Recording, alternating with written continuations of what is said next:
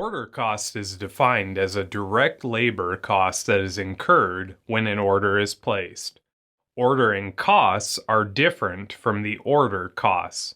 The ordering costs are all the costs associated with the purchase order and any labor involved in inspecting the goods when received, any labor associated with stocking the received items, invoicing suppliers, and issuing payments. Ordering costs can typically vary tremendously between orders.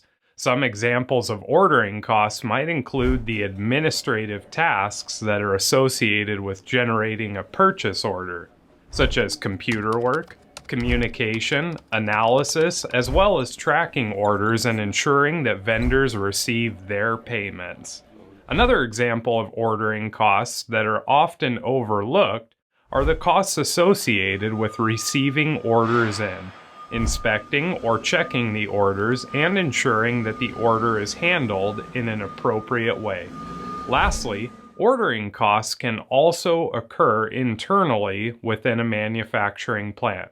For example, there may be time taken to set up your order or tear down your order. These costs can, in some organizations, be attributed to ordering costs as well. It is important to note that when setup and teardown times are excessive, a company loses capacity, and that also means they are not producing value. You now know what ordering costs are. In short, ordering costs are the costs that increase as the number of orders placed increases. In other words, ordering costs are directly related to the number of orders placed and not the volume of an order. This includes costs that may be related to different types of clerical work like preparing, releasing, monitoring, and receiving orders.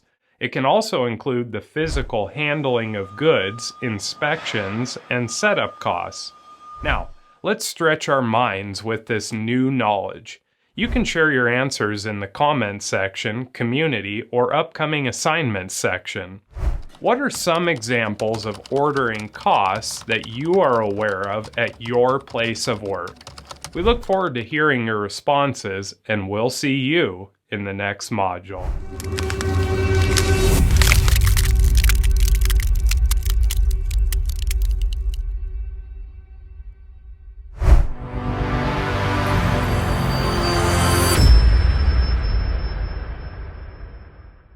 Ordering costs can skyrocket when managing inventory. On one hand, you want to keep your inventory levels low so that you don't tie up cash, and on the other hand, you want to have inventory on hand so that you are placing a high volume of customer orders. Both have their positives and negatives. One of the more common ways to go about lowering ordering costs is to use an approach known as joint replenishment. Joint replenishment is a technique wherein products are ordered in groups, families, or simultaneously rather than individually. Joint replenishment is often referred to as joint replenishment model. In the joint replenishment model, several items are ordered from a single supplier, and several products share the same means of transportation. In other words, a group is ordered, set up, transported, or manufactured to pool the costs across many items, which ultimately creates a discount. A joint replenishment system is most commonly used in multi-item inventory replenishment.